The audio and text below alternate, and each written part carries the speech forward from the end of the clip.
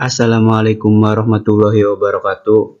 Perkenalkan, nama saya Fathan Nur Zikri dengan NIM 220300009. Di sini saya akan mengerjakan UAS Kimia Organik. Langsung saja nomor 1, apa perbedaan sikloalkana dengan aromatik? Perbedaan antara sikloalkana dengan aromatik terletak pada struktur cincin hidrokarbonnya. Sikloalkana memiliki cincin karbon yang terdiri dari atom karbon saja, sedangkan aromatik memiliki cincin yang mengandung ikatan rangkap ganda. Aromatik juga menunjukkan karakteristik aromatiknya yang stabil.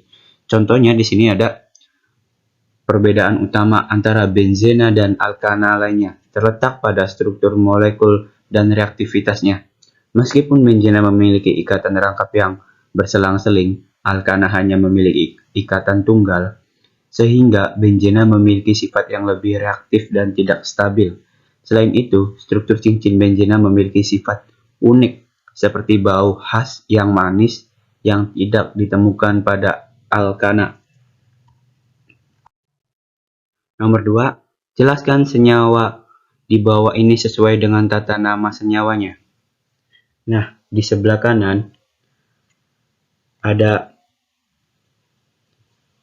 1-metil 4-toluena benzena atau P. P itu yaitu para-toluena. Nah, dan yang di tengah ada 1-metil 3-toluena benzena. M atau M. M di sini yaitu meta-toluena. Dan yang sebelah kanan ada nitrobenzena. Lanjut ke soal nomor 3. Jelaskan perbedaan reaksi substitusi elektrofilix dengan nukleofilix. Gambarkan reaksi halogenasi benzena. Nah, reaksi substitusi dalam kimia organik dapat diklasifikasikan sebagai reaksi substitusi elektrofilik atau nukleofilik, tergantung pada reagen yang terlibat. Reaksi substitusi nukleofilik bisa terjadi pada senyawa jenuh seperti alkana dan turunannya, semisal alkil halida, sedangkan substitusi elektrofilik sering terjadi pada senyawa aromatik. Reaksi substitusi nukleofilik melibatkan suatu reagen nukleofilik dengan suatu substrat yang memiliki bagian molekul bermuatan positif atau prisial positif. Bagian tersebut dihasilkan dari adanya perbedaan keelektronegatifan pada ikatan dengan suatu kelompok gugus fungsi lain yang lebih elektronegatif yang kemudian akan dilepaskan sebagai gugus pergi. Jika pada reaksi substitusi nukleofilik, gugus pergi digantikan oleh suatu nukleofilik. Pada reaksi substitusi elektrofilik, gugus pergi digantikan suatu elektrofil.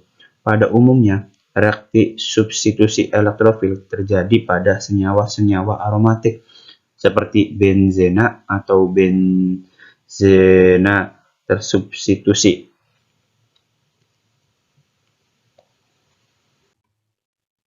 Reaksi halogenasi benzena.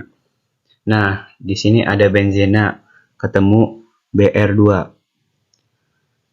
Di sini Br akan masuk ke benzena dan hanya akan masuk ke Br satunya lagi.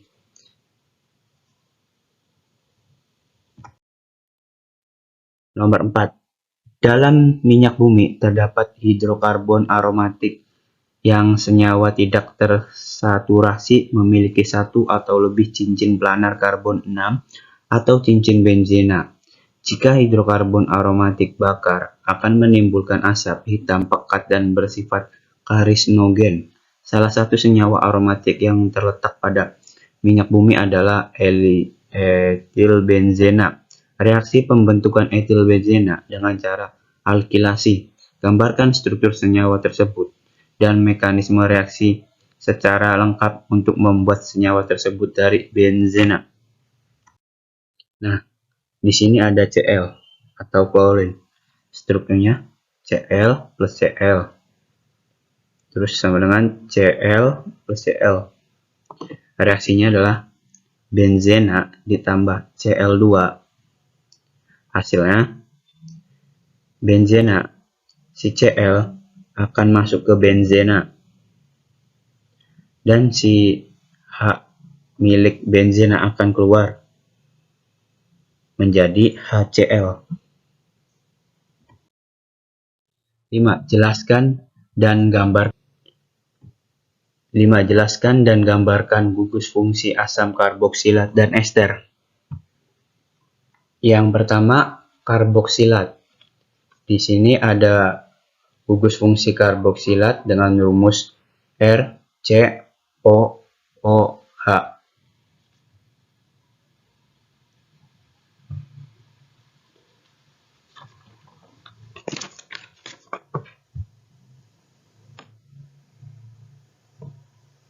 C-karbonil akan mengikat O rangkap 2 dan mengikat OH serta ada gugus alkilnya. Sedangkan ester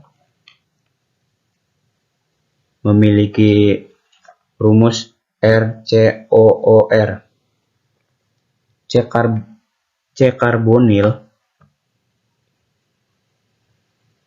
mengikat rangkap 2 O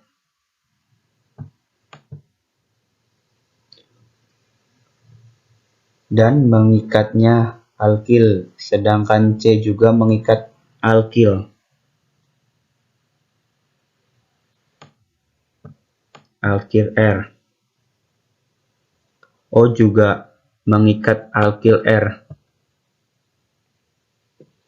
Jadi ada 2 jenis alkil yang terikat langsung oleh karbonil.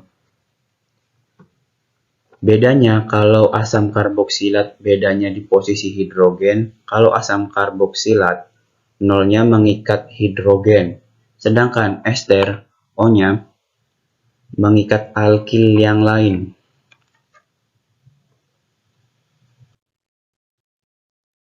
6. Jelaskan dan gambarkan reaksi esterifikasi. Nah, di sini ada CH3OH plus H3C bereaksi di sini.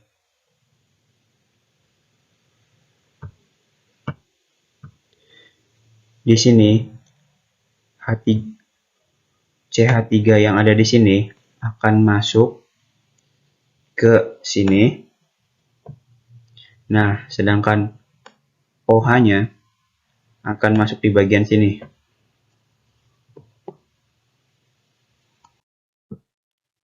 7. Jelaskan aplikasi senyawa asam karboksilat dan ester dalam kehidupan sehari-hari. Dalam kehidupan sehari-hari, asam karboksilat dan ester sangat digunakan. Contohnya dalam pembuatan sabun, membutuhkan asam lemak yang lebih tinggi. Sabun adalah garam natrium atau kalium dari asam lemak tinggi, seperti asam asetat. Nah, selanjutnya ada di industri makanan. Banyak menggunakan asam organik untuk produksi minuman ringan, produk makanan, dan lain-lain. Misalnya, asam asetat digunakan dalam pembuatan cuka, garam, natrium, dan asam organik dapat digunakan dalam bahan pengawetan. Selanjutnya, dalam industri farmasi, asam organik digunakan dalam banyak obatan seperti aspirin, fenacetin, dan lain-lain. Cukup sekian dari saya. Kurang dan lebihnya mohon maaf. Wassalamualaikum warahmatullahi wabarakatuh.